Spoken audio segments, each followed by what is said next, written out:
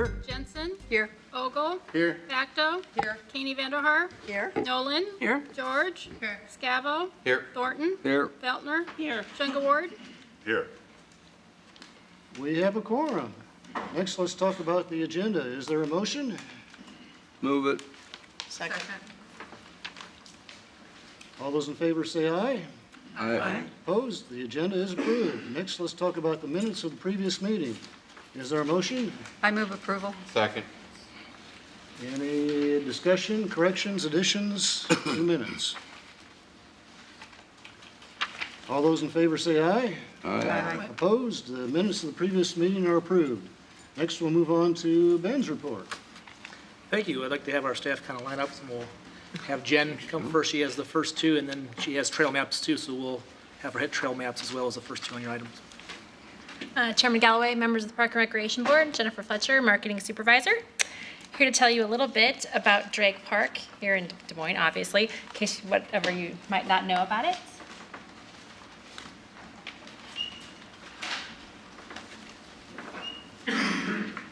So Drake Park is currently located at 2300 Drake Park Avenue. It's 4.5 acres, and it was acquired by the Park Board in 1905. And if you look on your screens, it currently shows the original approved plans by the Park Board in 1908. It was published in the records. Kind of a cool little drawing about what the park was originally viewed as. So Francis Drake is who the park is named after, and he had kind of an active history around the city. He commanded the 36th Infantry during the Civil War. He had an active military career. He volunteered to serve during the Civil War, and during his service, he rose to the rank of Brigadier General. He was severely wounded and later captured and released. He also was a successful lawyer. He focused on criminal law during his career and was also an advocate for local transportation, focusing on railroads. While during his career in the railroad industry, he founded 5 different railroads. His financial success enabled him to become one of the lead benefactors in what later became Drake University.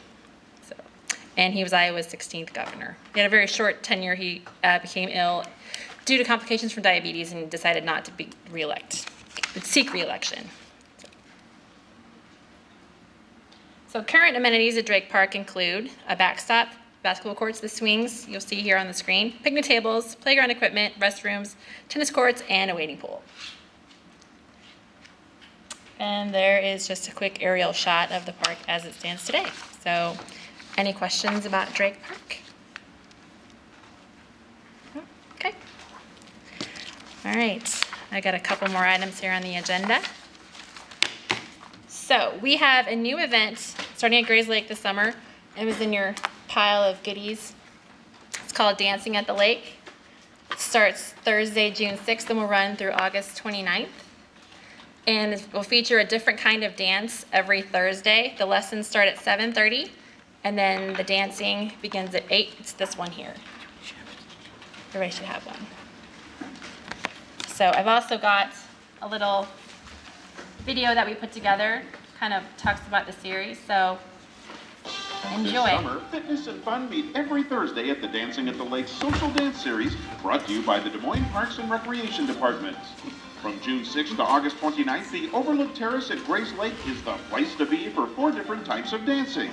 The first Thursday of the month, it's line dancing, followed by contra, salsa, and swing. The fun starts at 8 p.m. and no experience is necessary. Enjoy the summer in style at the Dancing at the Lake Social Dance Series. So we partner with Unity Point Health, they're a sponsor of the series, and we're really kind of excited to give it a try. Again, come out and shake your groove thing, so to speak. So, any questions about Dancing at the Lake? Okay. I didn't get a brochure. Oh, I'm sorry. If you have extras. I have several extras, Okay. so sorry about that. Thank you. Okay, another item that hopefully everybody got a copy of is an invitation to the ceremony dedicating the Woodland Arch. It'll be held Saturday, June 8th at 10 a.m. at Woodland. We're very excited to finally have the dedication ceremony. We're inviting members of the Guard, the the area neighborhoods. Gerald LeBlanc will be there, members of council, and all of you are invited as well. So mark your calendars, hope you can attend. And my last items, hopefully in your packets as well, we have the new 2013 trail maps, and also the new this year are these walk and bike routes that was put together by the collective. Just different routes throughout the city. Most of them start at the Riverwalk, and they're just really great ways that people can see the city via foot or on their bike.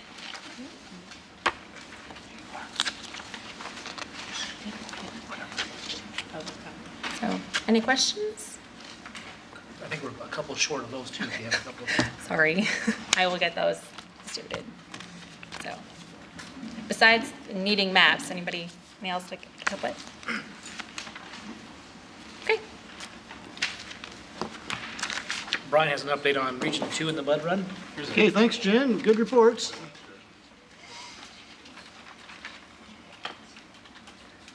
Chairman Galloway, members of the Park and Recreation Board, Brian Becker, Park and Recreation Superintendent. I'm here to talk about a couple of upcoming events.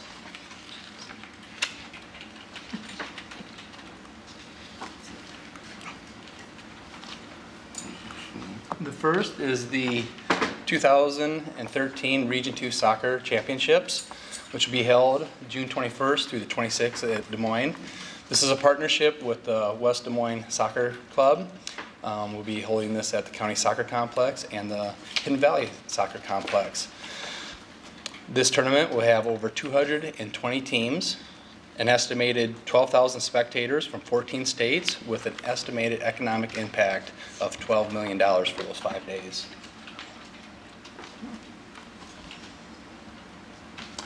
As you can guess, there's a lot of effort that goes into these events, and we need some volunteers. We're a little short right now. So if any of the viewers would like to reach out and volunteer, you can email Lori at sbmomlb@gmail.com.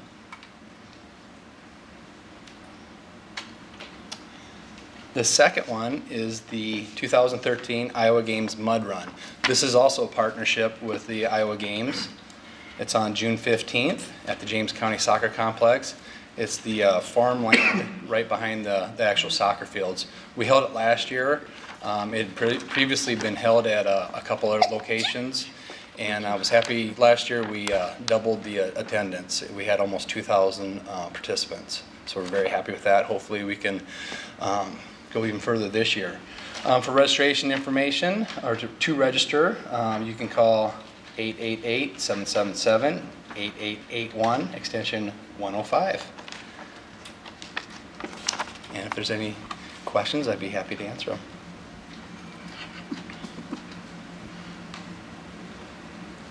All right. Thanks, Brian. Looks like fun. Thanks. Get done. Robin's up next with a new initiative at our pools. Chairman Galloway, members of the Park and Recreation Board, Robin Leeper, Recreation Supervisor. In addition to our weekday half-price admission after 5 p.m., this year we will be adding family swim nights at each of the 5 pools. Those will be held on weekend nights from 7 to 9 p.m., and there will be a family rate of $5 for those. So we're excited to be adding that for families this summer. Do you guys have any questions on that? Each pool will have one night, and there's specific dates that we have listed out for that. So, okay. Thanks, Robin. Good report. The last 2 items are from Matt Salvatore.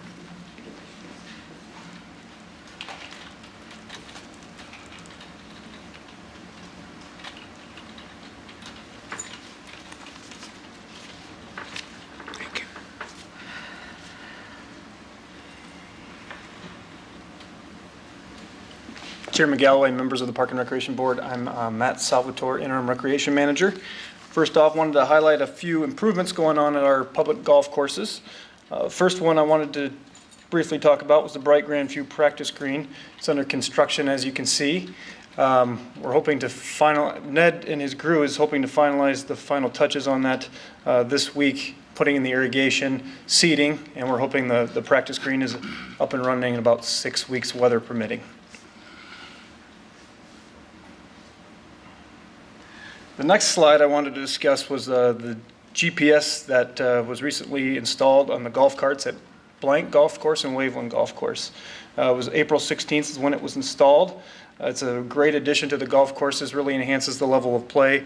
It's state-of-the-art. Each hole has a flyover, gives tips on how to play the hole, safety items. You can see where all the carts are located in relationship to you on the golf course. And it gives you the distance to the pin, to the front of the green, to the back of the green, any location on the course, you'll be able to pinpoint the exact distance. It's great. It also has ranger service to keep the play moving out there, so rounds are within the allocated amount of time. And it also has tournament scoring.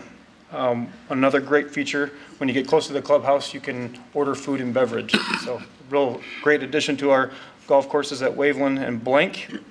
It's a significant investment. It was over $40,000 for both golf courses over a 4-year lease. So great addition to our golf courses. Really happy about that. And a couple more improvements I don't have slides on, but Waveland Golf Course was selected for Oak Wilt Pilot Project. It's, as you know or may not know, that oak wilt is a issue throughout the city. And Waveland Golf Course was selected for that pilot project where they're going to treat several trees and try to extend the life. Some of the details of the project is a 140-foot trench line that will be done through the middle of the course to sever the root connections. There's going to be 8 oaks removed, and then 15 trees are going to be injected.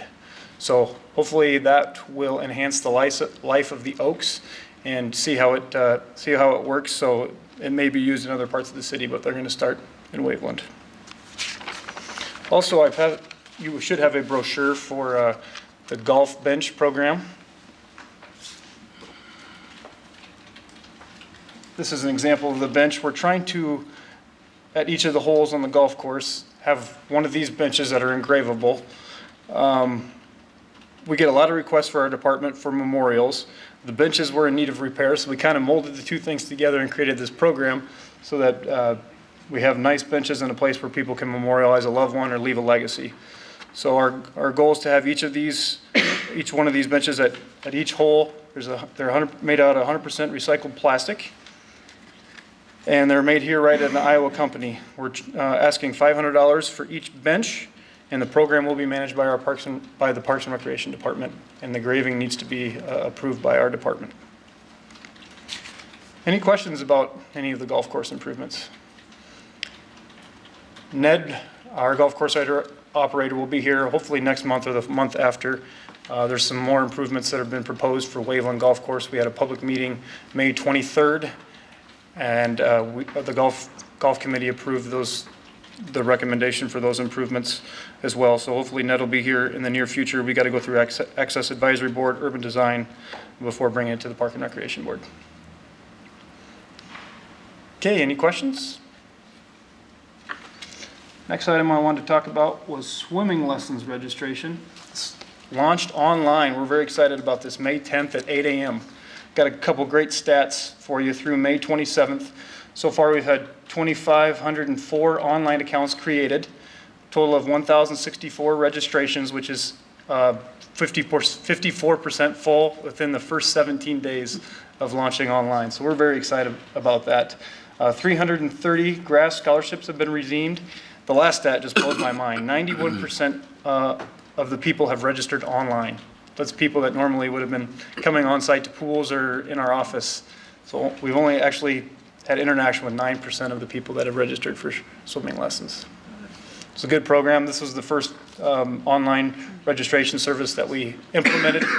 We're going to continue to do it in phases. Hopefully we'll have another launch in July, and so on and so forth. Any questions? Yes? Could I get the dates that you're making available for English language learners for swimming lessons? Yeah. I can do that for you. I don't have that. I don't need it right this instant. Yeah, we can get you that information, no Just problem. email it to me, I'd appreciate it. That'd be great, no problems. Any other questions for Matt? But you can do. Oh, and Matt, Yes. the GPS scoring Yes. on outings added an awful lot. I played in an event a couple weeks ago, a Hoover outing, and everybody just thought that was wonderful, and it really set it apart from other things. Yeah, it's great to know where you're at in relationship to the rest of the field, so great added service out there. Okay, great. Okay, thanks, Matt. Good job. Any other questions for Ben about anything, whether it's in his report or otherwise, since he's done with his report? I just comment, I know there's an accident last night on Park and Rec Trail down as you leading waterwork by the creek where, under the railroad bridge, where there's that sharp turn. I think a wrist got broken, and I know they've put signage, there's that mirror up there. I don't know if anything more can be done if people aren't gonna ride on the right side of that, of the lanes. But I don't know if you track that stuff, but I thought I'd let you know. We usually track it when it's reported. This is news right now to us, but we'll look at it. Typically, when a claim is made, it starts with City Hall and gets back to us. I don't think a claim is Okay. gonna be made, but I was just aware of that. We appreciate that. The Trails Committee, the Trails and Greenways Committee has looked at trail safety in totality. They've been looking at ways to make it better, from signage, from marketing and promotions on the website and social media. So we are looking at every angle. As far as that area that Lloyd is talking about, it is a sharp curve that goes underneath a turn by and it follows the creek. There's not a lot of other angle because the railroad's in our way. We can't get up over the hill. So either you're going to cross a railroad, which is always kind of a no-no if you don't have to in a park, in a trail development, or you're going to go around that curve.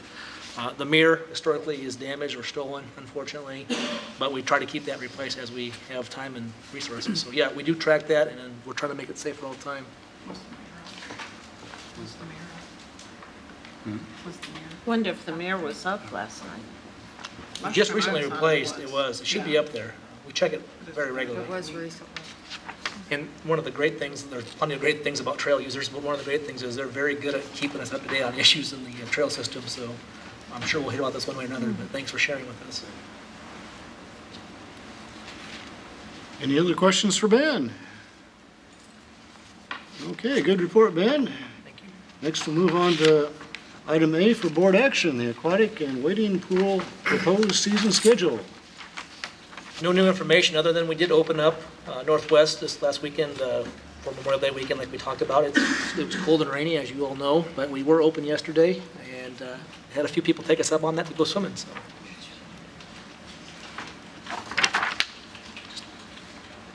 Okay, is there a motion?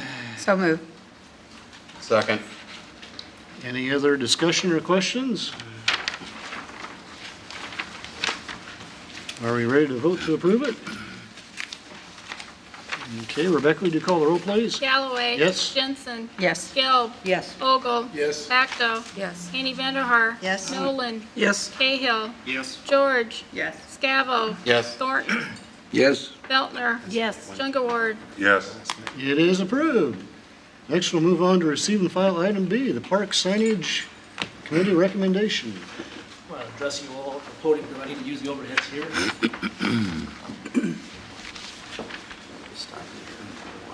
Chairman Galloway, members of the Des Moines Park and Recreation Board, Ben Page, Director. As all of you know very well, we've been looking at park signage for a long time now, actually over a year. We had a neighborhood come to us and ask to put their monument signage for their neighborhood, recognizing their neighborhood in one of our parks. You all looked at this very carefully, you thought about it really intensely, and you made a motion to unanimously deny permanent signage, but allow temporary signage in the parks for special events and other things that will be temporary basis. After some time, the city manager and I had a discussion because it was becoming that it wasn't a popular decision. So we looked at it, we said it would be a nice gesture to maybe take one more look at this from a different perspective. So as the executive board knows and the board knows, we created an ad hoc committee. In your communication, the ad hoc committee consisted of 5 non-staff members, which were council members Bob Mahaffey and Chris Coleman, 1 Park and Recreation Board member, Susan Nolan, and then we had Rebuilding Together's executive director, Kim Hansen, and then a member from Des Moines Neighbors Board, Mr. Schoenberger, who you know represents the neighborhood, who originally brought the sign to us. Also on the committee that had a vote on this ad hoc committee to make a proposal back to you and the council was City Planning Administrator Mike Ludwig, Urban Planner Aaron Olson Douglas, City Manager's Assistant City Manager Matt Anderson, and then myself. We also had two resources for us that would help us as we made our way through and help us answer questions. We had City Attorney Andy Donato that represents you folks as well as our department. And then we also had her counterpart that works with the Planning and Zoning Commission, Roger Brown. They did not have a vote, to be real clear. They were just advisors to the committee. We held 2 meetings with this ad hoc committee, and we looked at ways that we could develop a compromise. And in the true spirit of a compromise, I think we developed a policy proposal, actually an ordinance proposal, that would allow us to have signage in the system, but yet would control some of the things that you were interested in controlling as well as we were as staff. And as you remember, I'm going to use the overheads here in a second to talk about what we're looking at and take you through a quick journey on where we started and where we got to. If that's working, Rebecca, you'll see that. This is what was proposed originally. If you remember, there was a discussion of this was somewhat of a public art piece, but it had words on it, so it was not a public art piece. And then how they were going to build it and fundraise for it. Again, we wanted to control the branding because we all know that we worked very hard to have signs in the system that were controlled, and the council took an authority and took approval of a plan that you folks worked on some time ago, about 10 years ago or so, that resulted in these signs right here you see in the park system. Not only did the plan talk about branding and uniformity, it talked about safety, and talked about the look and feel of our park system. So that was one of the first issues we all had with the proposal from the American Neighborhood Association. So as this committee worked through the proposal, back to now you and on to council, they came up with an idea that would work, in their minds, that is. You see these signs that we use for our trail hubs? To give you perspective, we have our staff member Richard Brown sitting there for size. We came up with a plan that said, well, this is something that we already have that brands the system that looks like we want it to look in the park system. What if we use this and we help the neighborhood to develop a sign that would be inlaid into it that would look like this? This is just a rendering. You can say the neighborhood's name at the top. You could use their logo. You could either do a map or you could use a narration to show their geographical boundaries and the city. Again, these are two-sided, so the back, they could even get sponsorships or donations because we know that not every neighborhood can afford to be able to have a sign. These signs are, in the bid climate we're having today, close to 9,000. We've seen them as low as 7,000 installed, which is much lower than what the Meredith Group was trying to fundraise for. So we found a way that we thought would work for everybody. So tonight, we're here to show you this, take questions. I could go over all the proposed ordinance language if you think that's helpful. But I'll highlight that basically is that as long as you're a recognized neighbor, we would work with you to put these in the park system. We wouldn't deny anybody, even if there was 2 parks that serviced one park that serviced 2 neighborhoods or more, we'd still allow you to have multiple signs in the parks. They'd work through my office to kind of geographically space them out so it doesn't have sign clutter in that part of the park. And they'd be designed in the material and that would be fair and safe for the system. But last but not least, it would be the exact same size, 24 square feet, as what's allowed in the right-of-way or non-park land. So we try to follow that current ordinance to model things that seem to have worked and been passed by previous councils to take to the park board level. Again, for process, I went last Thursday to the Des Moines Neighbors Board. They requested that I attend. They had 14 recognized neighborhoods there. If I recall this right, they're going to write a letter on all this for your next meeting because it just didn't pan out to get in your packet when we send the packet out. They had a great discussion, and they ended up approving this recommendation 13-1. And so that's, again, through only 14 groups there. I notified all the neighborhood presidents that this would be on your agenda, that you would take no action other than to receive and file tonight. And at your next monthly meeting, you would take action either yes or no on the policy.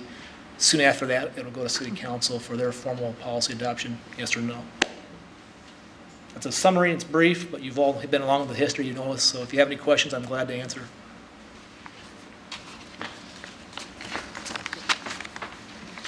I might just add that, in particular, our second meeting I thought went very well. We had very good discussions, and I was so pleased with the advisors that we had as part of the ad hoc team.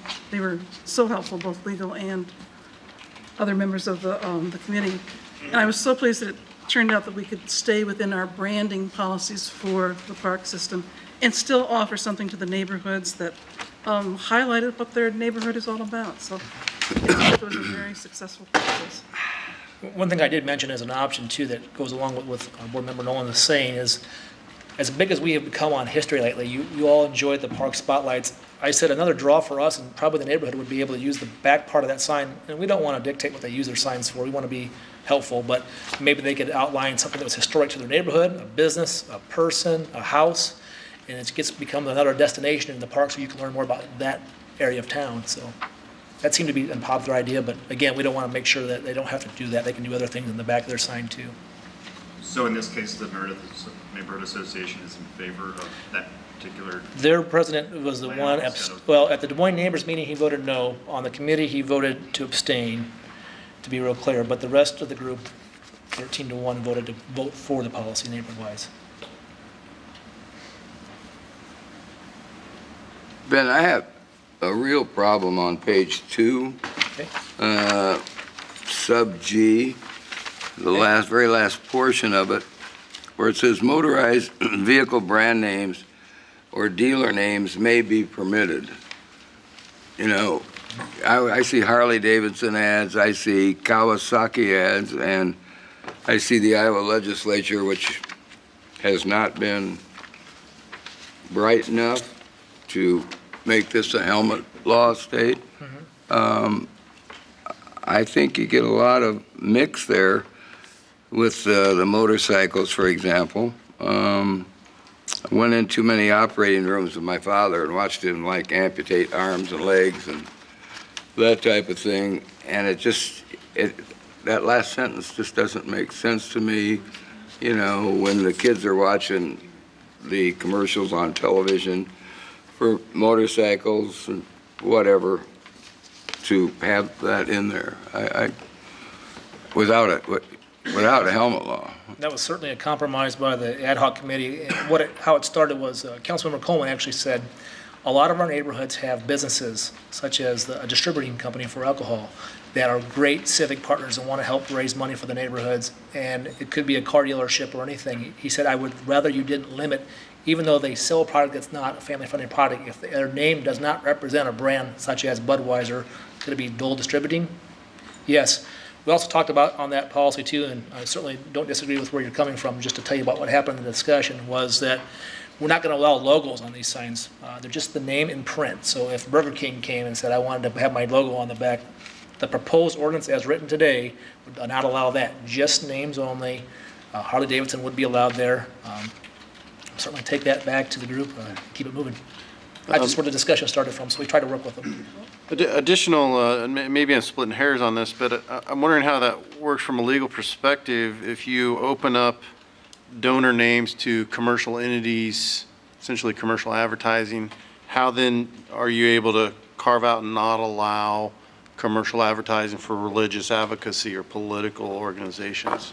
I will defer to our attorney who is here today. And maybe there is, I don't know, but that's a knee-jerk to me. I'm wondering the constitutionality, how you ban a bunch of stuff and not other commercial. No, that's a good question, Lloyd. And you know, it's kind of a fine dance to make sure that you're not creating a public forum on these signs. And the way we do this is by making our advertising policy in the city newsletter, and this, and also the advertising policy of the airport, is to not allow those kind of things that have more protected speech, like religion, politics, issue advocacy, and keeping it strictly to commercial speech on the sign. And this is consistent with the policy for the city newsletter, that we don't allow religious organizations or issue-oriented political advertising. Or also kinds of products that aren't legal for citizens under the age of 18 to use, except for the motor vehicles.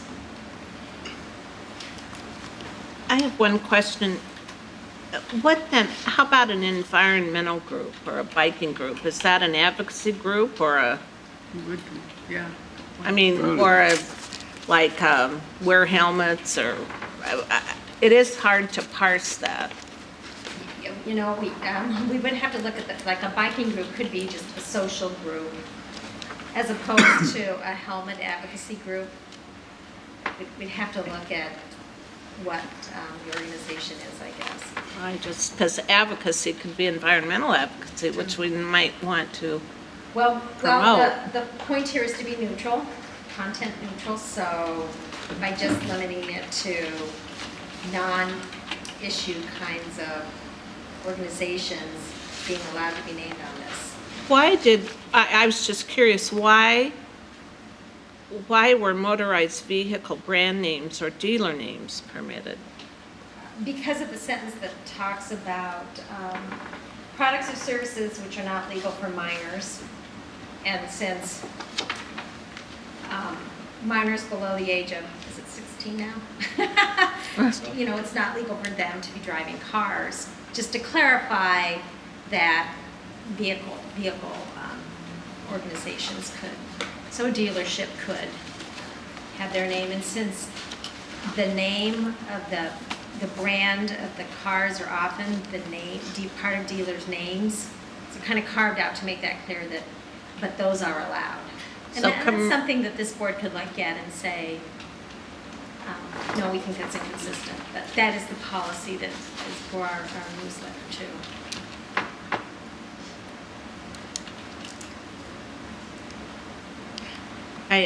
My only question wasn't, and it's just, I think there's a difference between advocacy and, well, I guess what is the difference between advocacy and a political organization? Well, one would be what? Not permitted religious advocacy or political organizations. Seems like advocacy. Could be just a one issue agenda. Like no smoking along the trails or something like that. Yeah, that's illegal. Okay. You know, I don't know why, if I'm splitting hairs by religious, if a local church or synagogue wanted to donate money for a signage, they're not allowed to have their name on the back, yet a car dealership could have theirs on the back. And again, I just wonder if there's a constitutional issue with opening up for commercial enterprises, and yet you exclude then other types of protected speech. And just, I don't know, my knee jerk is I'm wondering if there's an issue there, or if maybe that G should just be looked at and maybe clarified further what we mean. I'm inclined more to opening, if you're going to open up to some groups, you should open it up to everybody.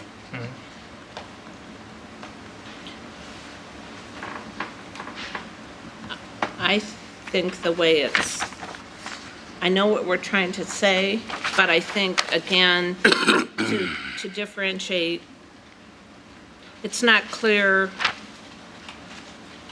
what the reason for differentiation is. Maybe we could work on it a little, I don't know. The chair would note it's us lawyers that, of course, bring up. It just seems funny that a car dealership could, and, you know, a lot of teenagers have problems in cars, too.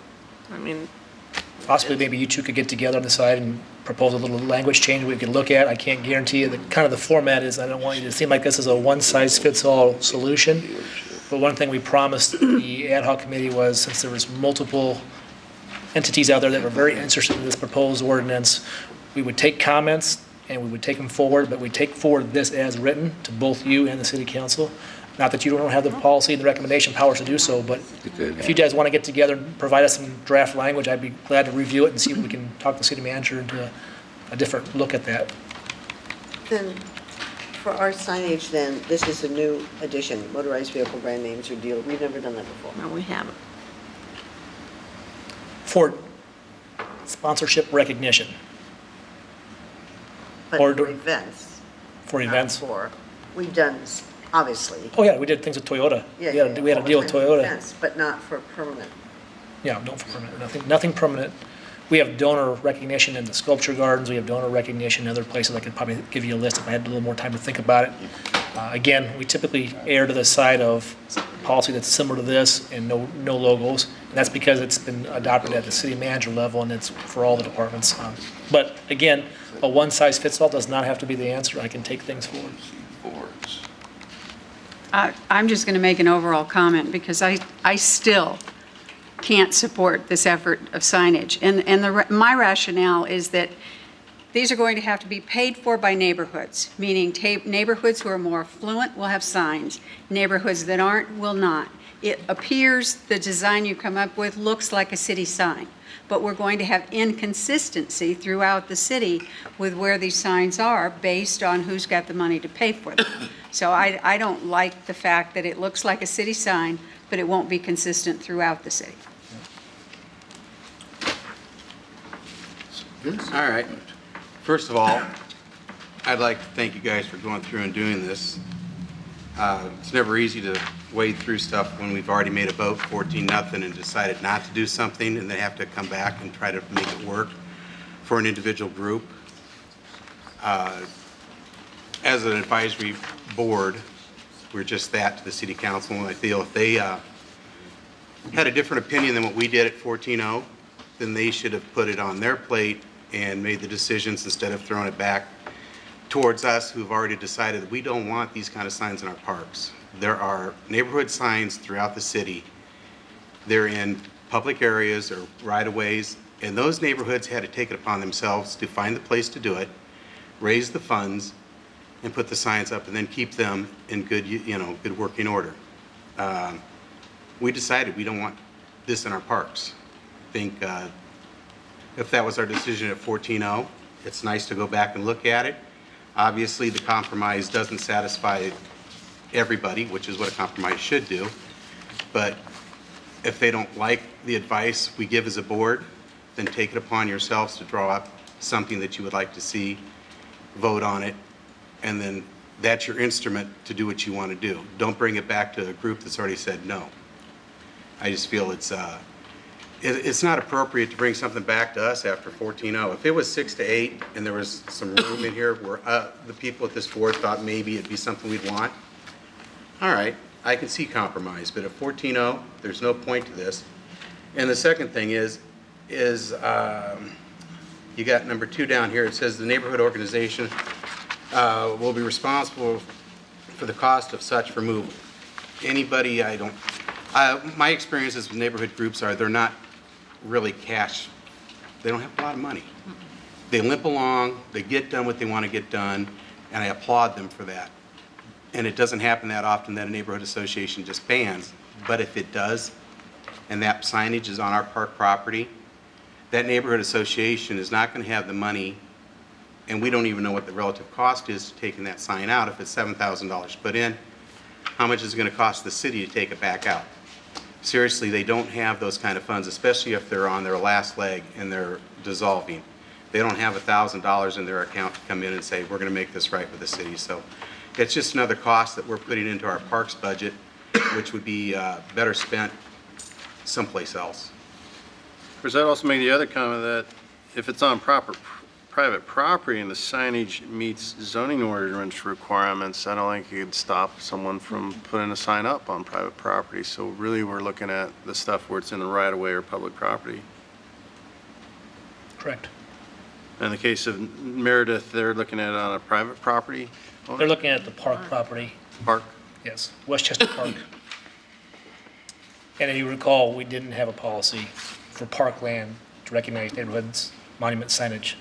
So again, I certainly appreciate and respect the opinion of who've all spoke on this, and it's just, it's one of those things that sometimes it's easier to compromise on, and it doesn't have to be easy for the solution. So if you don't like it, that's certainly in your powers to deny this and move on. Yeah, and I just, listening to that, I had a question. What are the parks between like 235 and the Raccoon River and Fleur and the river? You've got Principal Park and the trail, and you've got the sculpture garden. So are all parks No. going to be treated the same? If you briefly look at number 1A, we talk about things that are not allowed: sports complexes, golf courses, aquatic facilities, cemeteries. And we didn't list the sculpture park and Principal Park because they're not dedicated as park. Oh, I'm sorry, the sculpture park Yes, should be they listed, are. but the Principal Park and dedicated as parkland? But theoretically, by this, the sculpture garden, the Downtown Neighborhood Association could say we want, Yeah. we want could a add- sign. That's a great catch. And so that's an example where, then do you treat that neighborhood differently? As far as allowing them not to be in the sculpture garden? In the park? Because that is their Yep. downtown park. The whole spirit of this intention as a policy was parks, neighborhood parks, not regional attractions. And I would classify the sculpture garden as a regional attraction, Principal Park as a regional attraction. I see where you're coming from, so we could be clear. Absolutely. Well, I was just thinking, Downtown Neighborhood Association, where's the park to put it in if you can't? And I dare say you wouldn't want it in the Princeton. I'm a member of that association, but I guess I wouldn't really want it in the sculpture park if I were a citizen. I mean, I'm thinking Sherman Hill Neighborhood Association, we don't have parks. You don't? We don't get a So, sign. Not every neighborhood has a park in their boundaries. That's part of the problem we're trying to tackle here, is the ones that do, that may have the desire to locate within that park, for whatever reason it may be, from high visibility, or they like the park. And so this is the policy that would address that. Rather than having such a large edifice, could we just, on neighborhoods that want to do that, and I know we're going away from something large, just have, on the back it says Meredith Neighborhood, just make a medallion of that and put it on an existing sign?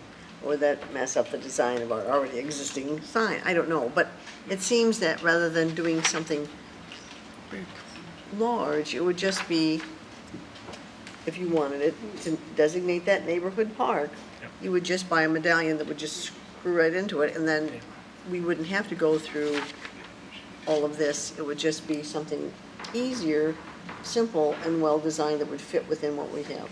like a I think we veterans. had discussed that. Yeah, at one our point. committee discussed that too. We discussed, boy, I don't know how many dozen ideas, and, we really, the tank is empty as far as ideas. I'm just being real honest and transparent with everybody here, is this was the idea that fit the need, because the need is to advertise your neighborhood.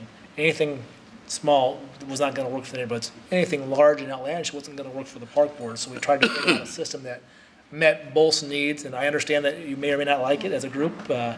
So again, this is where we're at with the compromise, and I'm open to your ideas. I just want to make sure that we can take your thoughts forward and get that next evaluation. I just want to be clear that I did notify the neighborhood presidents. I told me you would take no action tonight. That may be why there's nobody here. It's a receive and file tonight. So if you could kindly honor that, that would be great, and make your vote, if you're going to go that way.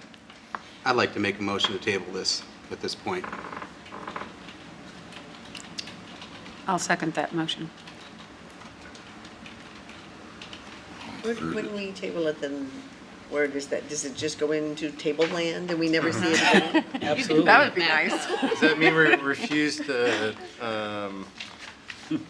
receive and file it? But I know that, but then, Table. What's the rationalization for tabling, Vince? I think we brought up a lot of good questions, and I'd like to have some answers back from staff. Good point. Well, we're on your next agenda. We've got 30 days, and again, I can answer these things, but the note to the ad hoc committee and the city council, when they created the ad hoc committee, was to take it back through the system, get the comments, but take it through the recommendation from the ad hoc committee. I don't want you to feel like you're just a rubber stamp of any sort.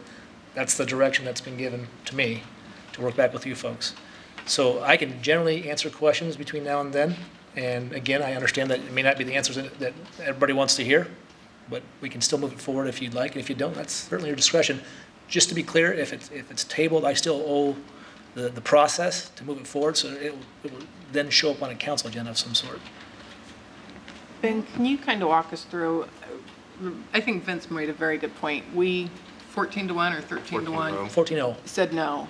Mhm. And then it went to city council? It never made its way to city Okay. council. So what happened? What was the?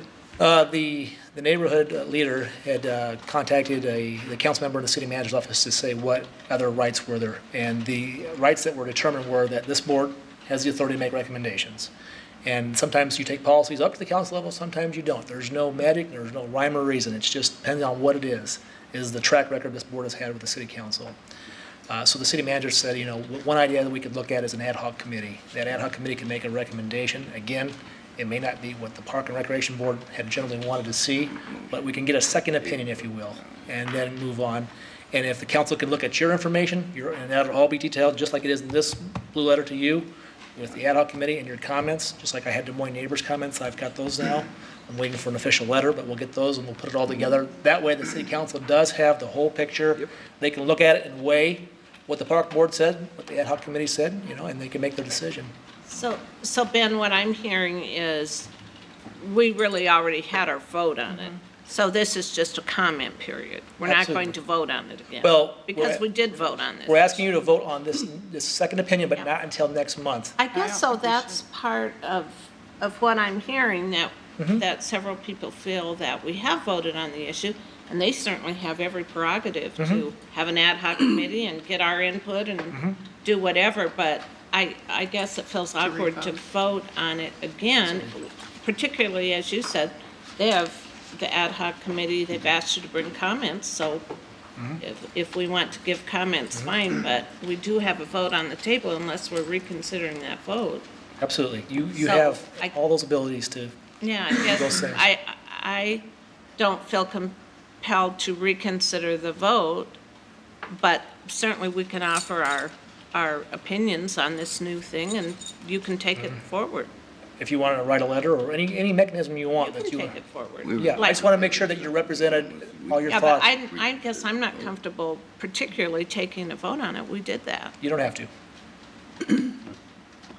I come back to G, and I don't think it's appropriate to say that for-profit commercial enterprises can be a donor and have their name on the back, and a nonprofit entity can't do so. I think G needs to be reworked, and I think if you open up commercial entities, you open it up to everybody, maybe exclude 501c4s that are explicitly involved with political organizations, but the Republican Party or Democratic Party wants to, you see drive down the road, I see signage for all sorts of groups, cleaning up areas of roadways. If you're going to open it up to some people, I think constitutionally, you should open it up to everybody. Marion? Well, I think this has been a good discussion, but I'm just wondering if we're trying to wrap too much into this particular ordinance. You know, as you pointed out, Vince, and you obviously have some issues with Paula, we did have a conversation about signage in the park, and we took a vote that was 14-0, that we didn't want the kind of signage that was being proposed to us at the time by, it just happened to be Meredith Neighborhood Association. And we said in our vote, we don't think this is appropriate, this isn't what we want in our parks. And we kind of had to go back then and try to come up with something that would meet the needs of the neighborhoods that did want some signage, but still work within our branding, et cetera. And to the extent that this proposed ordinance addresses that objective, I think it's a fairly good compromise in that it says, we've taken a look at our system, we've taken a look at our signage and our branding, and we aren't going to junk up our signs with all kinds of different, our parks with all kinds of different neighborhood signage.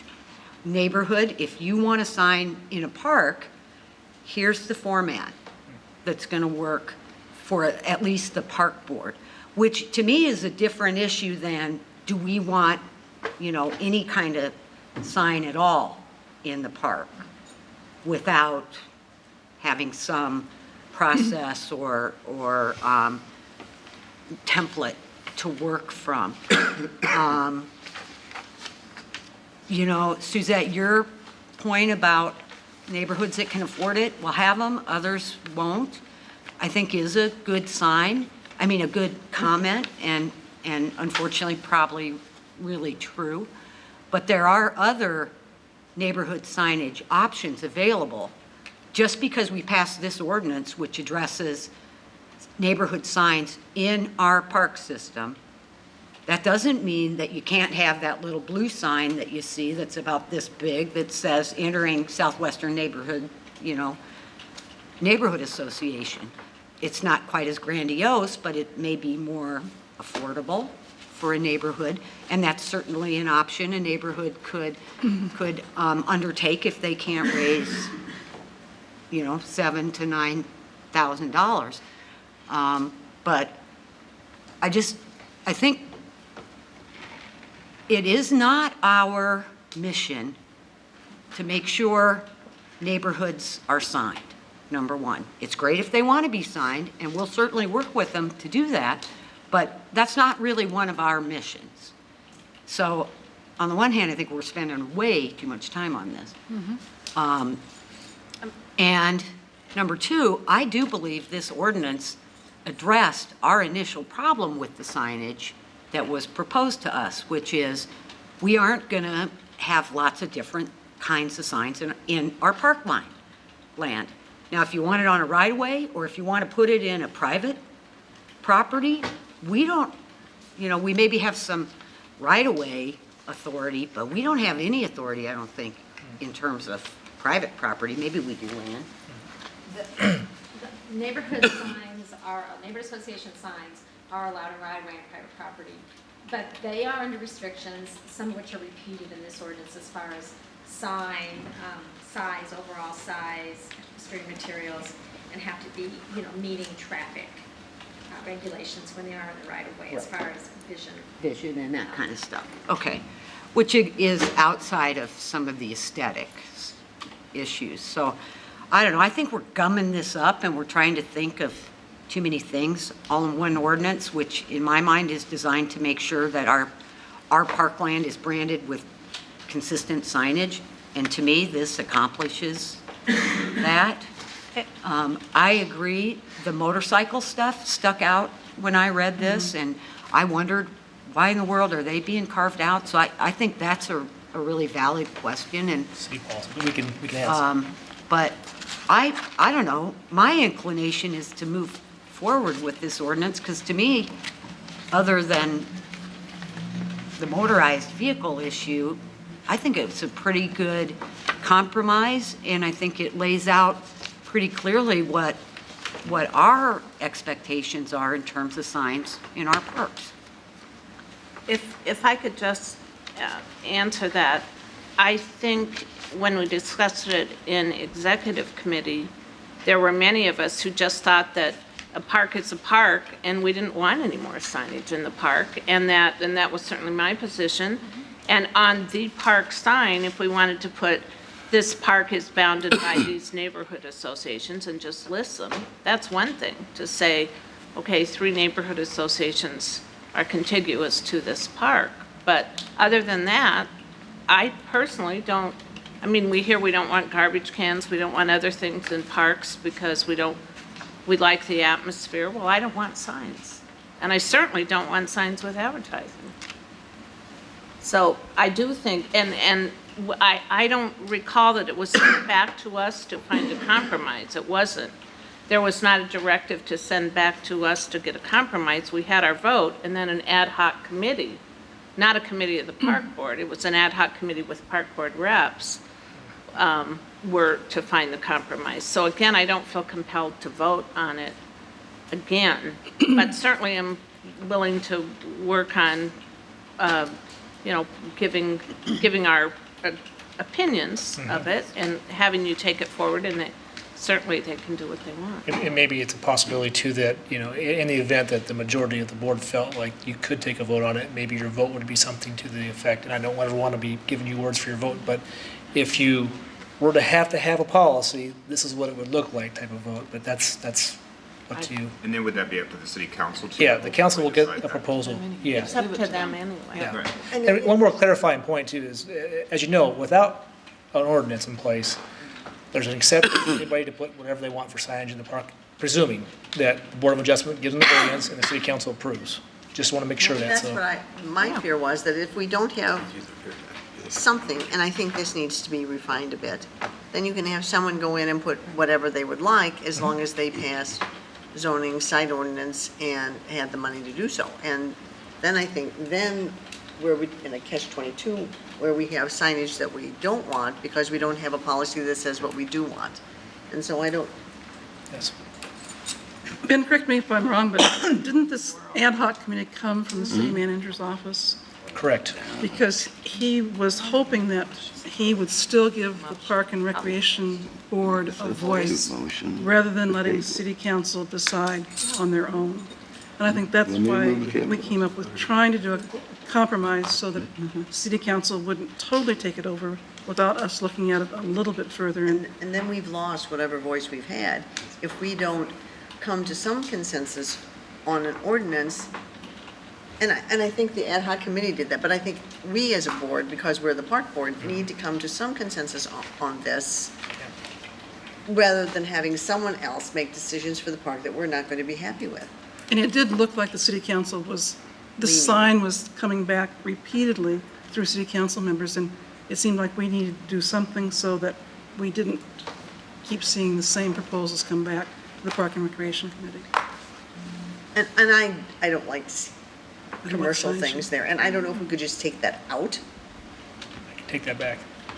I can make a comment in the note that says, here's some of the concerns that not only you had, but Des Moines Neighbors Board had, and when it got to that level where council looked at these things, and we could share if there's a motion of any sort, we could share that too, and then move forward.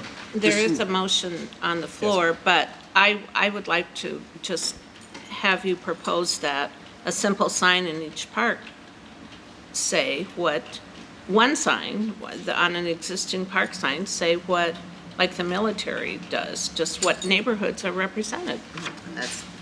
That would be, I like your Kind idea. of like the medallion thing. Yeah, the medallion. We can certainly do that. I did like Something, that. that's nice. It's understated. We recognize your wanting to have this park be part of your neighborhood.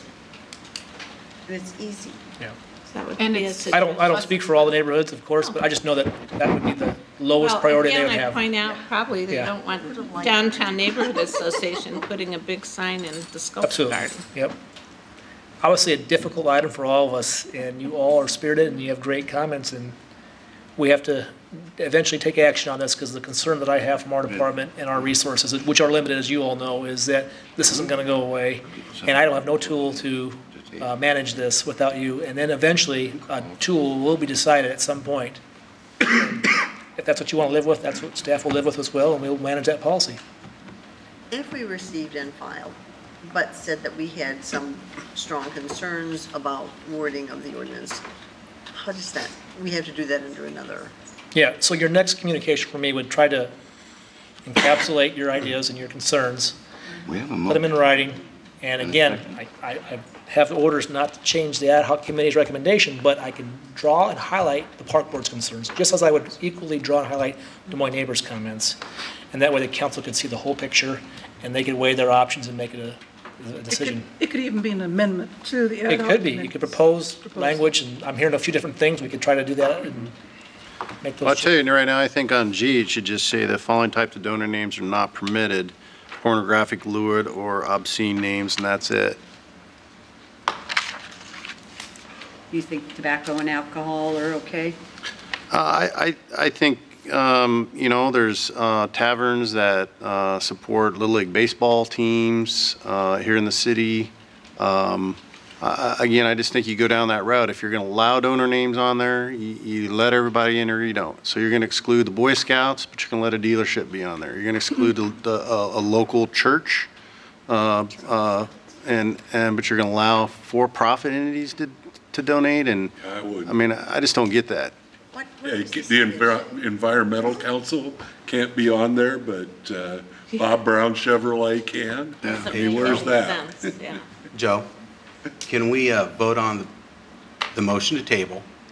And we all have the opportunity in the next month to send staff whatever questions we have them addressed at our next month's meeting, and then at that point decide with what we've come up with, however it falls together at that time to receive and file or go forward from that point. But I think we're all spinning our wheels here, throwing a lot at Ben, and staff is sitting there going, oh my gosh, why don't we just all communicate to Ben or staff in the next month, give him our legitimate concerns, and they can come back to us next month if we table this, and we will bring it back.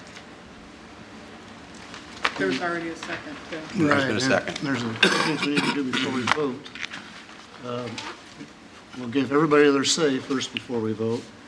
But before I forget, I don't think there's anybody in the audience, but I have to go through this because it was a public hearing. Is there anybody in the audience who wants to speak about this? Okay, and seeing nobody in the audience come forward, okay, we've taken care of that. We've got to give everybody their say, and that includes me. I get a say too, so don't be too anxious to vote yet. Why don't we just, to keep it orderly, but to kind of bring things to sort of have a light at the end of the tunnel, why don't we just go around in order around the table and let everybody have their say, and then we'll do it that way rather than back and forth. Okay, so Joe. I just have a couple questions. When is this scheduled to go to the council? And if I understand it correctly, if there's no action taken and there's no policy, then there could be signs put up based on getting a approval from planning and zoning and that it could, so any sign that got that approval could go up and we would have no input. Is that correct? So, yeah, first one, process timeline is what we've told everybody from the interested neighborhood who started this to Des Moines Neighbors Board to your group and neighborhood presidents in general was this month, receive and file from the park board, no comments, no motions, just receive and file. Next month, we intended there might be a proposal or a motion. If there's not, that's okay. So next month, it leaves you.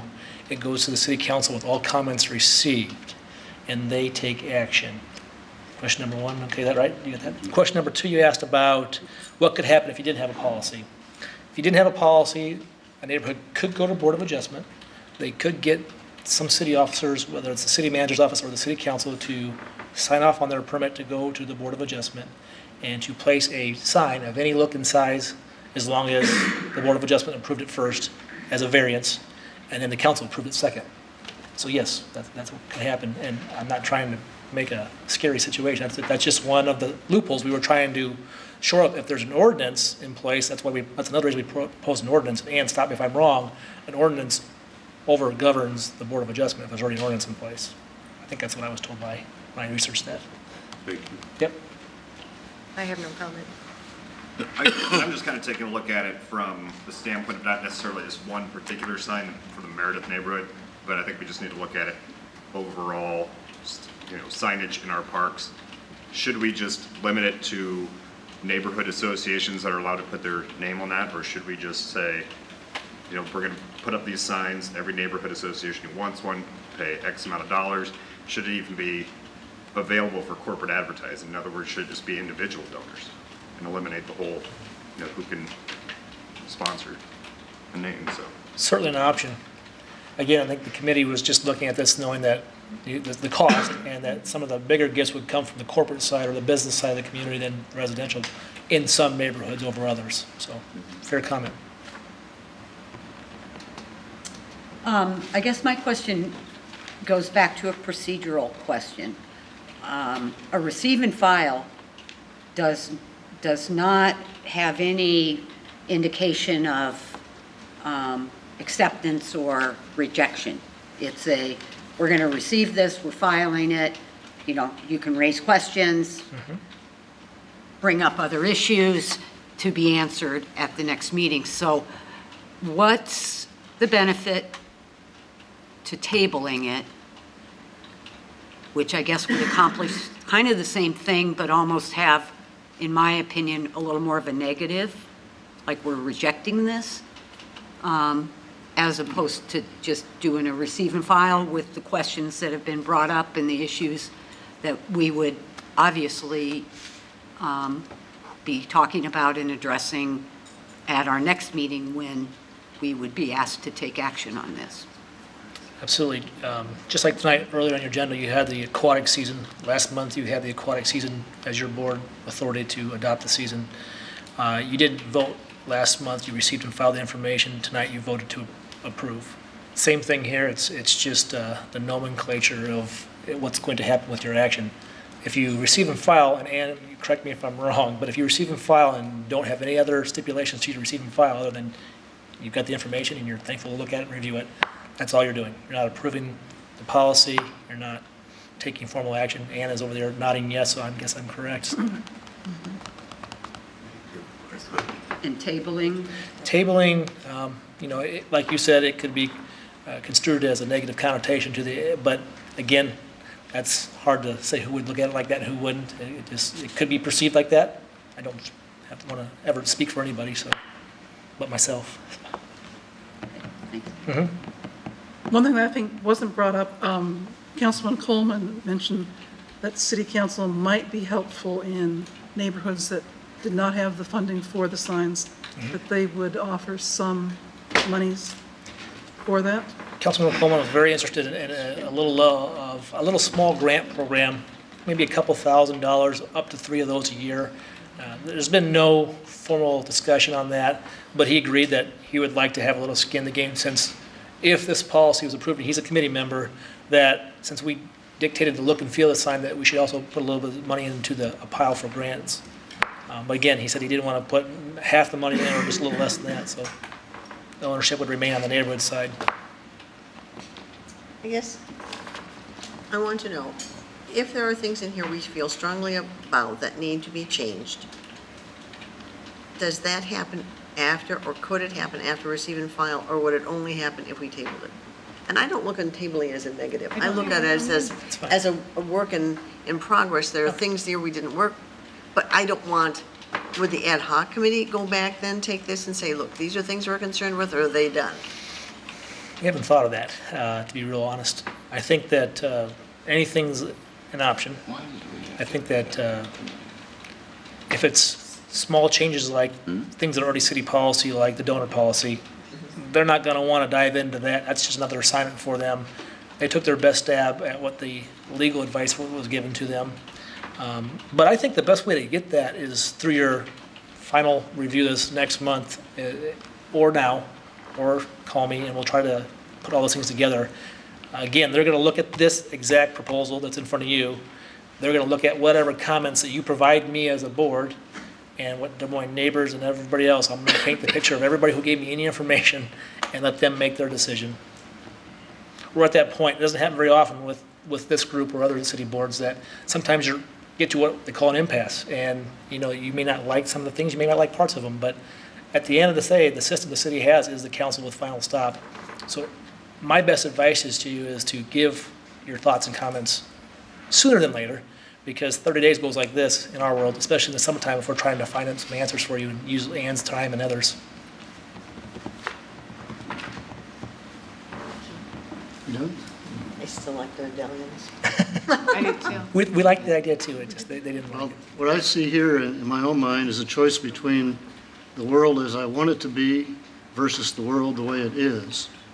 The world as I would want it to be would be pure and there'd be no signs, but the world the way it is not that way.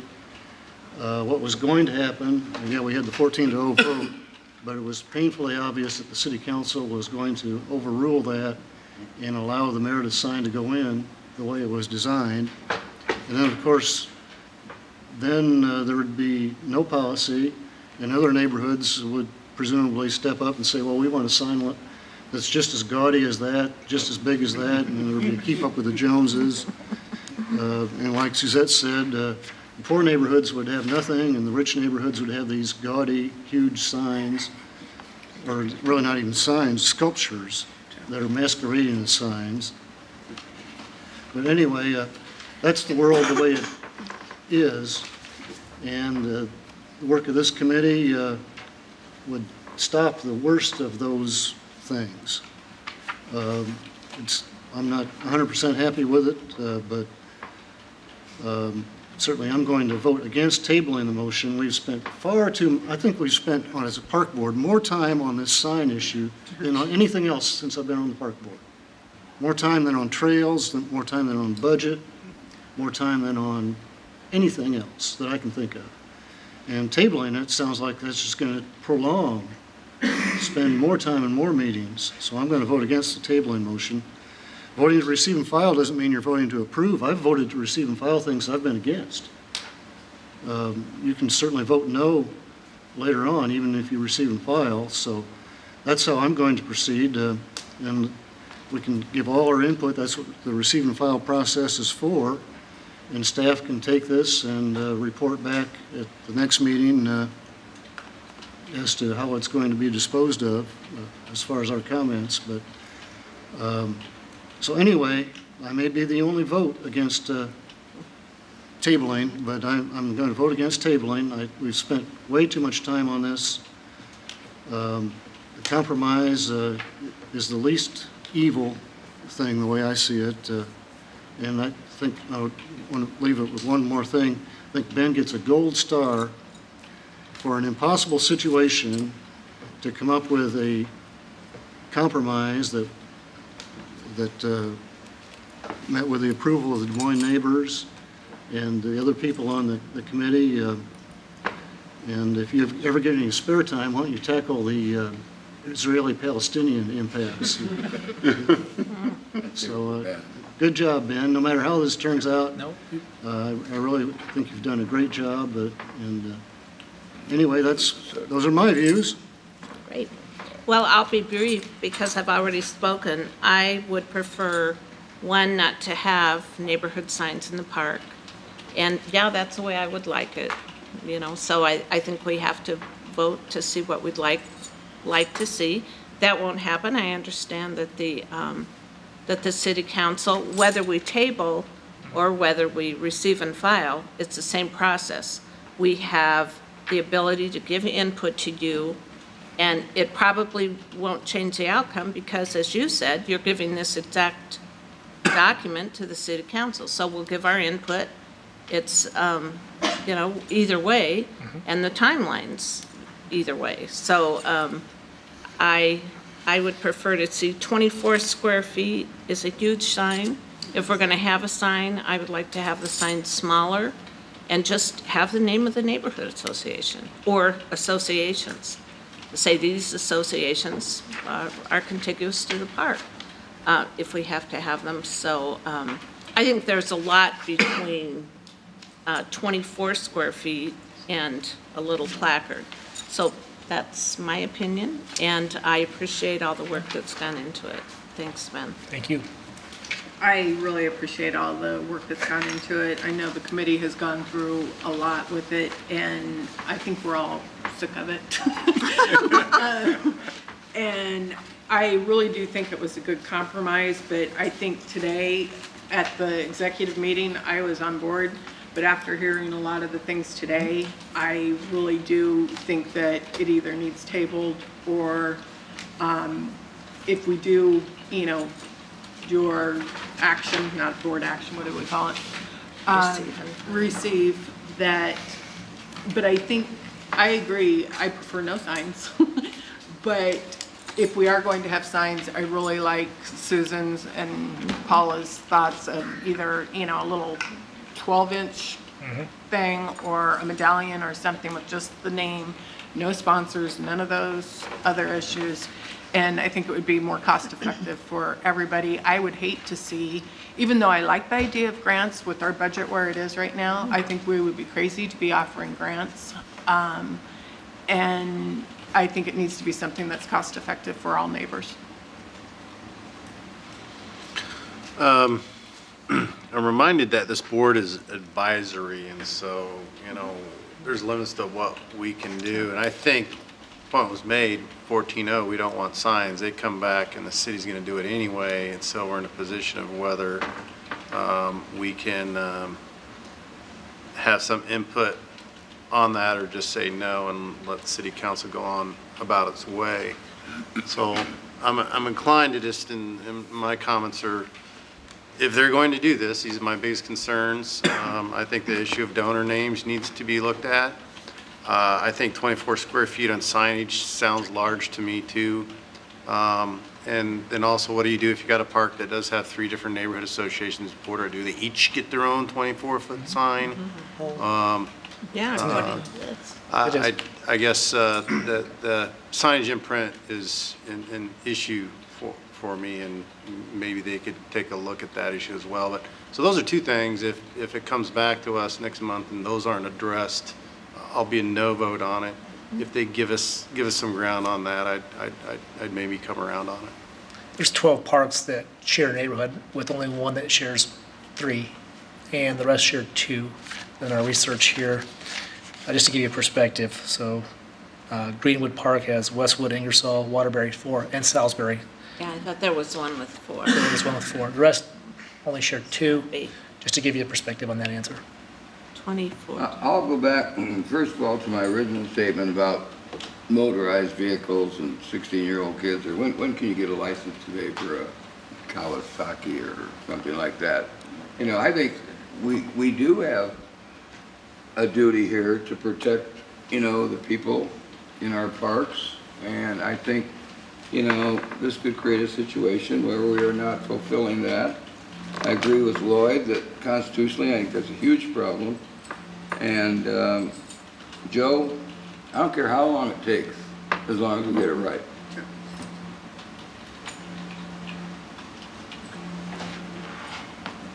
That's it? Well, I was against this to begin with. I am still against putting signs in the park for neighborhoods. I think it's cluttering things up. I think that any councilman mentioning putting grant money out to help other neighborhoods when we have so many financial needs in the Parks Department or in any department in the city, just it's kind of appalling to me. I do think there are some legal issues here that need to be clarified, and I'm not sure that this board would be ready to vote next month. And that's why I think that if we delay it again, and I know we're taking time with it, but I think this has a big impact. I think this has a major impact on our park system. We've talked about signage over the years. I've been on this park board almost 17 years. We've talked about signage over the years. We've tried to keep it nice and calm and park-like.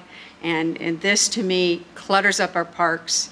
Right now, bringing commercial names into our parks again, and I've always had a problem with public-private partnerships and how that needs to work out. I just think that we need to, or at least I'm going to let my city councilman know that I don't want this to move forward from their perspective if it gets past this board. If we receive and file, are we obligated to vote on this next month? I don't think so. You could table it. Yeah, you could always decline. Okay, so if we receive and file and next month we're not happy, we table it then? Or we can... We've tabled You can table it at any time. Okay, Yeah. we're not obligated to take a Robert's vote rule. next month if we receive and file this.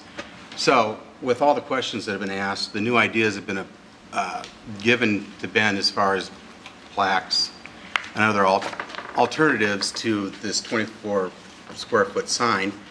My question to Ben would be a couple. Do you know how many neighborhoods already have signs in place in the city?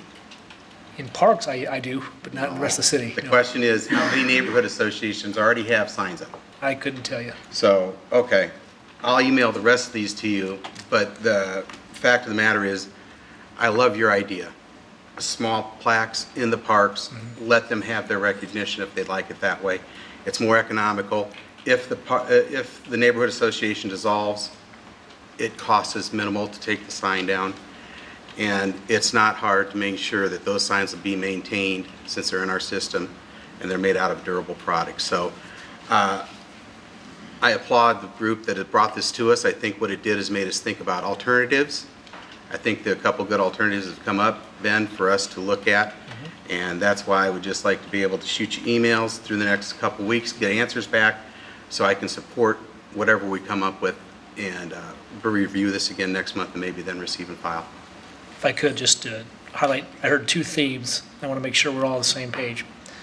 24 square foot size is what was already approved in the non-park land neighborhood signage program. The committee felt that was important to be equal, no matter where they put it at. I'm just giving you their information so you understand where they came from. And then again, on different ways to recognize them. The medallion eye actually did come up, as well as the big signs we have out front, the ones like that. They looked at every angle how you could do this, from electronic signage to website signage that said that this is these things, the parks. And so they decided not to go that way. And I just want to be clear, so that way I have good direction from you to come back to both parties, that's already been handled. And so they might tell me, Ben, we already talked about that. That way you guys know too. The other items on the legal issues were not hit. We will gladly review those. Okay. So, I had a question then. So are you saying that we can't take back the suggestion, again, they discussed a smaller footprint for the sign? You can't take that back? I can take anything back you asked me to take back. Okay. Yep, I just want to make sure that you knew that they already talked about a variety of those ideas that you've had to.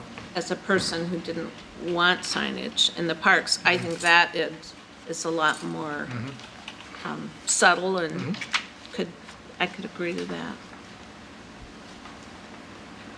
Okay, let's vote on this motion to table, which is on the floor and has been seconded. Rebecca, would you call the roll, please? Galloway, No? Jensen, Yes. Gelb, No. Vogel,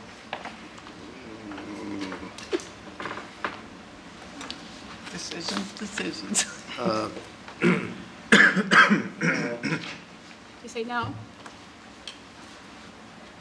Facto, No. Kenny Vanderhaar, No. Nolan, No. Cahill, No. George, Yes, I would like to table. Scavo, Yes. Thornton, Yes. Feltner,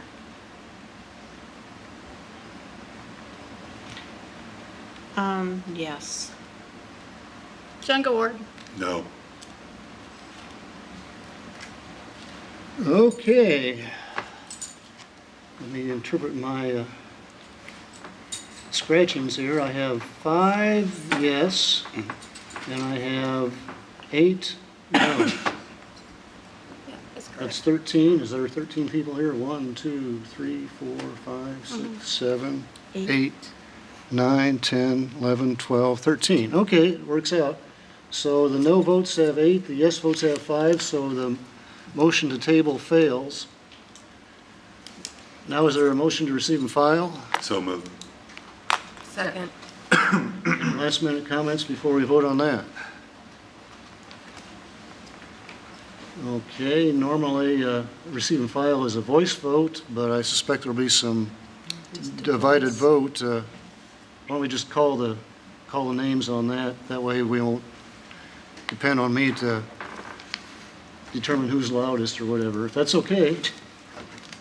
Okay, Rebecca, would you call the roll, please, to receive and file? Galloway. Yes. Jensen, No. Gelb, Yes. Vogel, Yes. Facto, Yes. Kenny Vanderhaar, Yes? Nolan, Yes. Cahill, Yes. George, No. Scavo, No. Thornton, No. Feltner, No. Jungaward. Yes. Okay, it came out exactly the same as the vote on the motion to table. There'll be 8 yes to receive and file and 5 no. So it is received and filed by a vote of 8 to 5. The sooner we can receive your comments and suggestions, the better. I appreciate that. Phone calls are great too. Also to our city council person that, should we wait till it goes before them, before we call them? And you can talk to them at any point. I never call them. Yeah. You have the information that we've given everybody else, so. Can all the questions that are submitted, can those be responded to everybody? So we can see all the Absolutely. questions and answers? And we'll update the communications so that way it's with all the information. And Ben, the discussion that we've had tonight, you know, Rebecca's wonderful at keeping track of that. Hopefully. Oh, no, but, Just teasing. Let's be she's awake. You guys needed a laugh. I was watching your faces here. would you take that as strong thoughts that we had? that we- Absolutely. Rather than depending on us to call, if we would forget, that the voice that we gave here tonight would still carry through to whoever this goes to next, which is probably city council. We enjoy nothing more to make sure your voice is heard and to make sure everybody understands where you're all coming from, no matter When what we you voted. write something up about our comments and our thoughts, would you give that back to us so that we can see? We can do anything you ask. Yeah. I'd like to have that written down, people's comments, so that we we know how people really felt about this, because it is an important issue. I don't want to be without an ordinance, because I don't want to have horrible things in the park, and I'm an art teacher, but the aesthetic of a park is different. And so I want to make sure that it's clean and pleasing, not gigundous. And so I just feel this is very important, but if the council's going to do what they're going to do, they need to hear why we feel this way.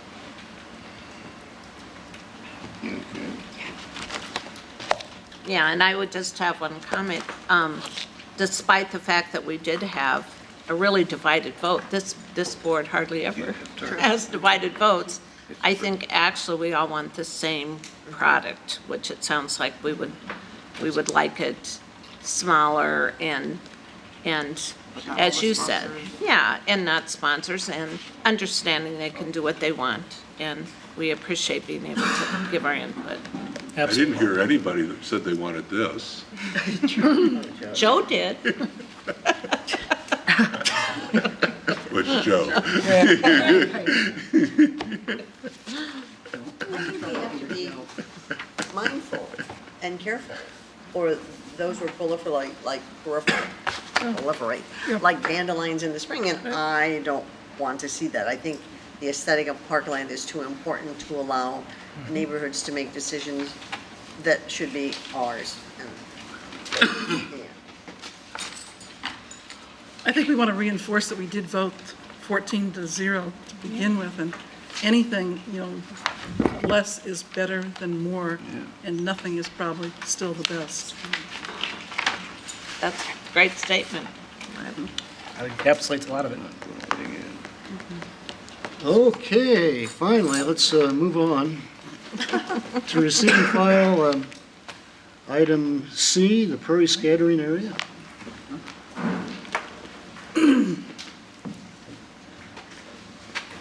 Chairman Galloway and members of the Park and Recreation Board, Marlene Anderson, Park and Recreation Supervisor. Lee Wheelock, Park Planner. Hopefully you've had an opportunity to read the minutes of the Cemetery Advisory Committee, that's a subcommittee of this board, and in regard to this project. But Leah and I are here tonight to visually show you what this project's all about. Thought that you'd just like to hear about it.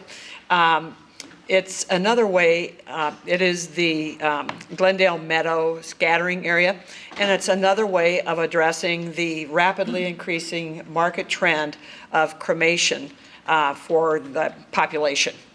A scattering area is one at which people are able to scatter the cremains of their friends or family members rather than inter those in the ground or in a sealed niche.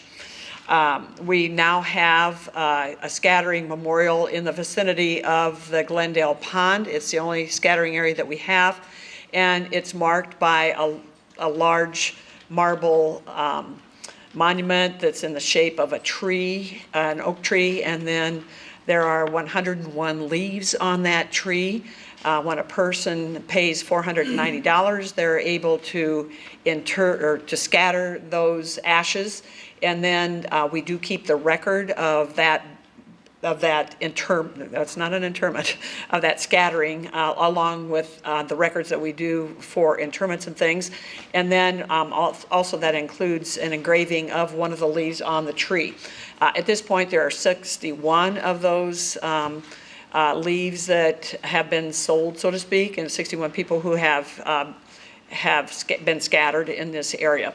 At the cost of $490 each. This spring, when the Citizens Cemetery Advisory Committee were discussing future products in the cemeteries, Carlton Peterson, who's a member of the advisory committee, made a comment that he really thought that we should take a more environmental approach to a scattering area in the cemetery to address the people's preference for cremation who are more environmentally inclined in comparison to economic reasons why somebody might choose that option, for example. So with that, And also, he suggested then that this be in the prairie area at Glendale Cemetery.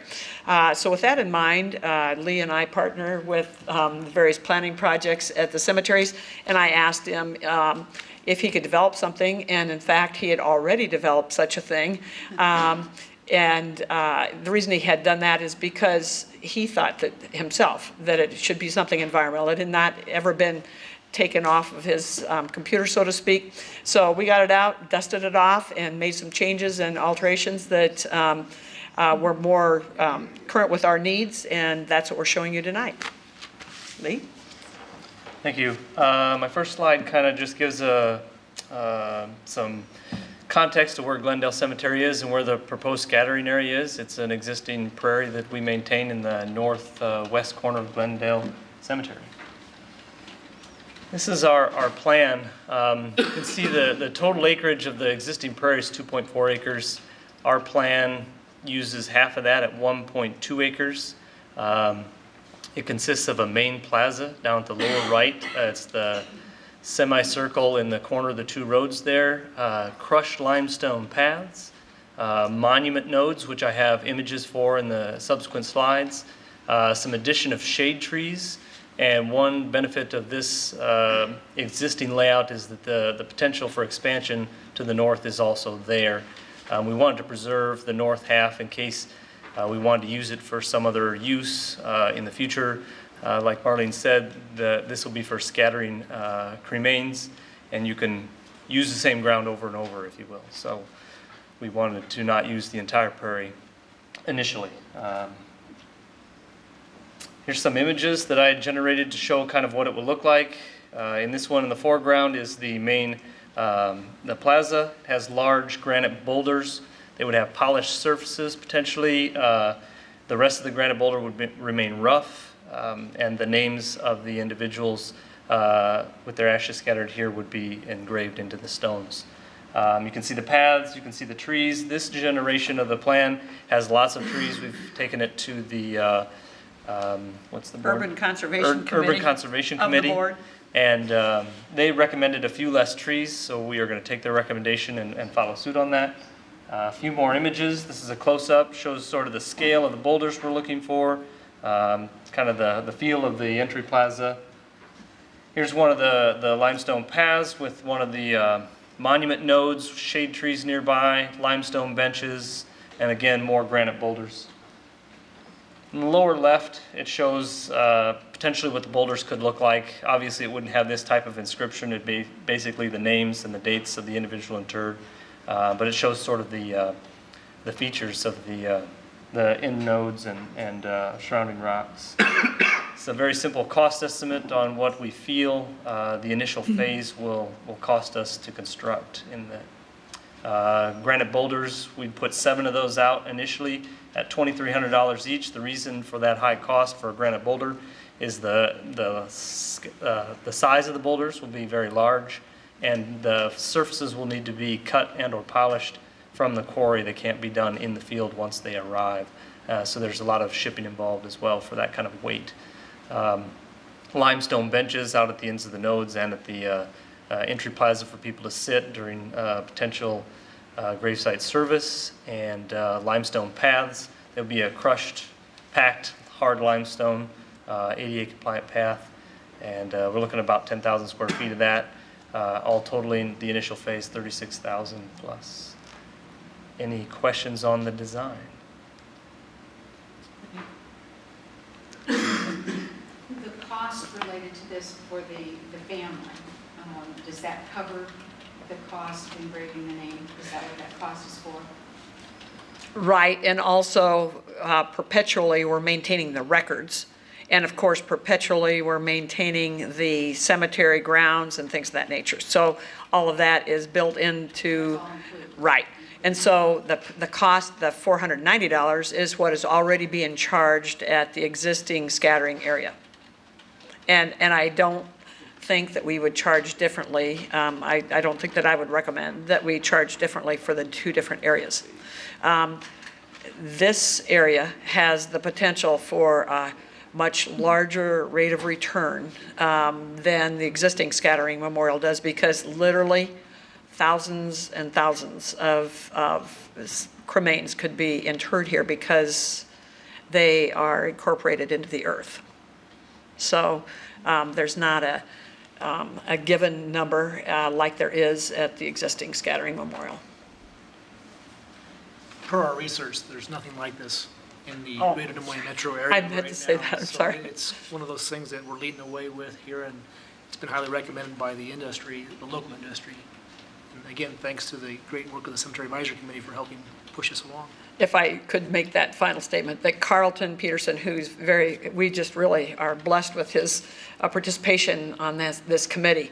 And he made the statement when the committee was considering this, that he thinks that not only is this the first of its kind in the central Iowa area, but he thinks it's the first of its kind in a cemetery in the state of Iowa.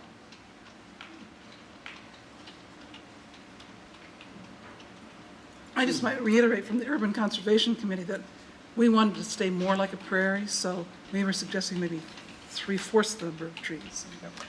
We want shade for some areas, but Right. not so much. My understanding was that you were suggesting maybe a third as many trees. And the reason that we were incorporating the oak trees is we were kind of headed more towards a savanna type of environment versus the, because the public doesn't necessarily understand the openness also of a prairie. And white oaks is what we're suggesting for the prairie area or for this area, and maybe calling it more of a meadow. But of course, that's even a rarer landform than the prairies are. And so we're wanting to kind of head in that direction. But we're taking we're taking it back to 5 or 6 trees in the entire 2.8 acres. I think that for the cost, we're meeting a need that's unmet, and I think it's a grand idea. Thank you. Anything else? Other questions? Okay, We're thanks. planning to proceed with this summer, so that you know. Thank you. Thanks, Marlene. Thanks, Lee. Great report. Okay, is there a motion to receive and file? Any further discussion? All those in favor of receiving and filing say aye. Aye. Opposed? It is received and filed. Next, we'll move on to receive and file item D, the slate of officers from the nominating committee. And Vicky Facto, I think you might have a report for us? I have the report. Do I need to go up here, I guess, from protocol purposes? Okay. We did meet after our last board meeting. The committee was made up of Joe, Marion, and myself. Hopefully, everybody had an opportunity to speak to one of us before, but we went through and looked at the various, and how nice to have so many people volunteer for the exec committee. That's a nice problem to have. Our recommendation for the slate is as follows. For the chair, we would suggest Susan Noland. For the vice chair, Lloyd Ogle. For the executive committee, Paula Feltner. Susan Koenig Vandehard. Did I say that right? I knew I'd mess that up. And Dick Thornton. These were our recommended. I believe that was everybody we had. So any questions or concerns? I'm sure my committee members would help answer any of our questions or concerns about how we came to this slate. Okay, and we're just voting to receive and file now. It's not a final vote. That will happen next month, and we can also take nominations from the floor next month. So do we need to second that? Well, why don't we just have a motion in a second to receive and file? Somebody make a motion. I'll make a motion. I'll second it. Further discussion? Okay, all in favor of receiving and filing, say aye. Aye. Opposed? It is received and filed. Okay, now we'll move on to reports of the chair and other members. I've got a couple of quick things. Number one, the Trails and Greenways Committee. Our current representatives Carol George is the current official park board representative. Vicky Facto is also on the board. Now, unfortunately, Carol's term is up next month. What we would like to do, and I don't think a vote is needed for this, but I'll certainly listen to any feedback you have, is to have Carol and Vicky just switch hats. They would both continue on the committee, but Vicky would be the official park board liaison, and Carol would be the City of Des Moines citizen representative. So it's just a change in semantics. I don't think a vote's needed, but if anybody thinks we should vote on that or has any feelings, I'd certainly take that into account. It's a good idea if they'll both do it. Okay, I don't hear any objections. Okay, that was easy, and the next part is also a pleasant duty. Suzette Jensen, would you come down to the front? There you go, sweet.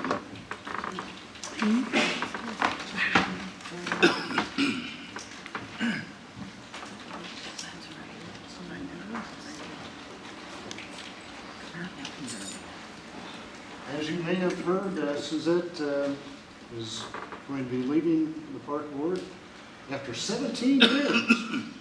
That's mind-boggling. I don't know if it's a record or not. I think it's a record.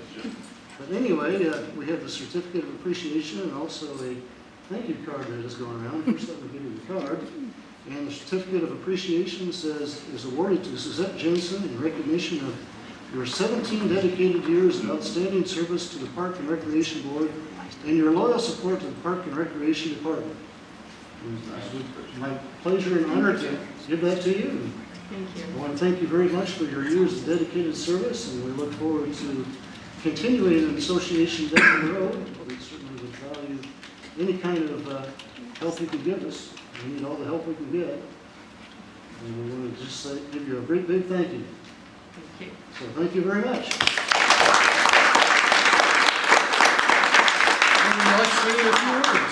I'm going to take a moment of personal privilege. I have to tell you that there have been so many changes. When I came on this board in 1996, we weren't really using the internet. Some of us had email, not a lot of us. Facebook, Google, all those things that we look at today, we weren't using. A lot of old-fashioned methods. This park board had, I don't know how many different subcommittees and special committees I served on over the years, but I started out with trails. That was my first subcommittee for this park board. We have a lot of neat things going on. When I started, we had a zoo report every month. We had a botanical center report every month. Lots of those things. So many things have changed. And what I'm excited about is today when it popped up on Facebook about the flood and the park board meeting tonight, I thought, we're reaching out to a new audience. We have a younger staff. I'm really excited about the staff. There are so many good ideas and things going on with this group. I'm going to be watching. I'm going to pay attention. I may come and talk to the park board. I've thoroughly enjoyed my 17 years of service. It's been a great time for me. Thank you so much. It's been fun meeting all of you, and I'll be around. I'm not leaving town. Thank you, Suzette.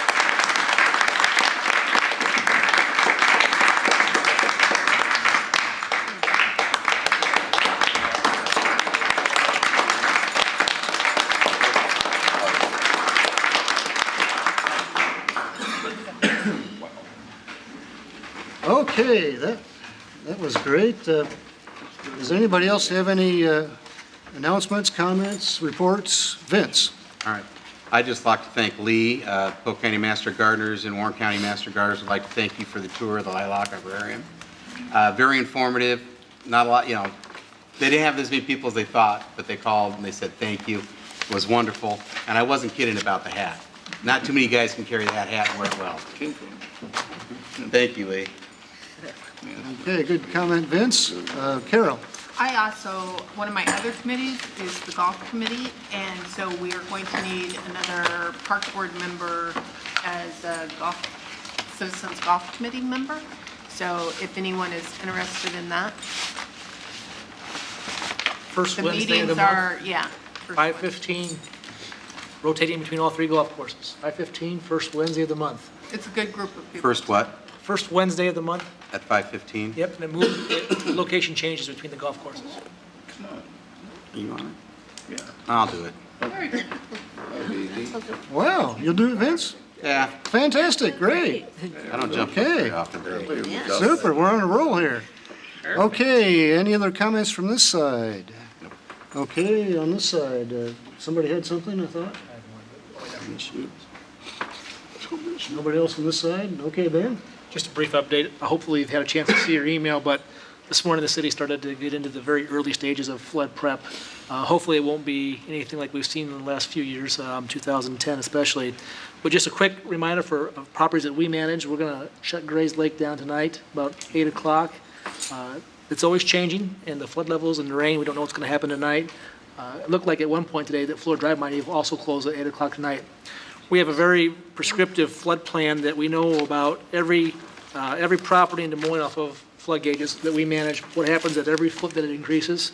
So we are going to again manage Gray's Lake to the flood plan. Hopefully it reopens right away before the weekend is the goal.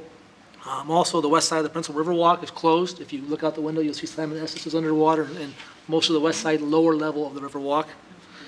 Kearney Park and Prospect Park are closed as well, as we anticipate flooding to happen there like we always see. And we've just been giving the residents at the Berlin Marina a heads up that, you know, if this needs to be on their radar, they should be watching to get their boats out if they need to, not quite yet.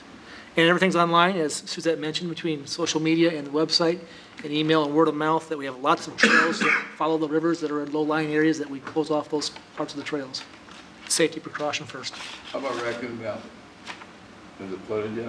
I don't have that jurisdiction Still yet. get there for a game? Okay. Gosh, I just thought of something. If Fleur were to close, the principal Sheridan class. It's already been rerouted, by the way. Fleur Drive, yes. yeah, they were part of our group today. They met, they've taken all their parking, which they were shuttling the spectators from Waterworks up to the golf course. They moved it to Southridge Mall. It's all being shuttled from there now, as well as the staging that's been behind Gray's Lake for their trailers is being closely watched, and it may be moved too. Stay tuned, and we'll be on it. We got, like you said, one of the best teams, and we know what we're doing, so. Best ball pro. Okay, anything else from anybody? Last call, absolutely last call. Okay, is there a motion to I adjourn? move we adjourn. All those in favor say aye. Opposed? We are adjourned. Thanks, everybody. Yeah.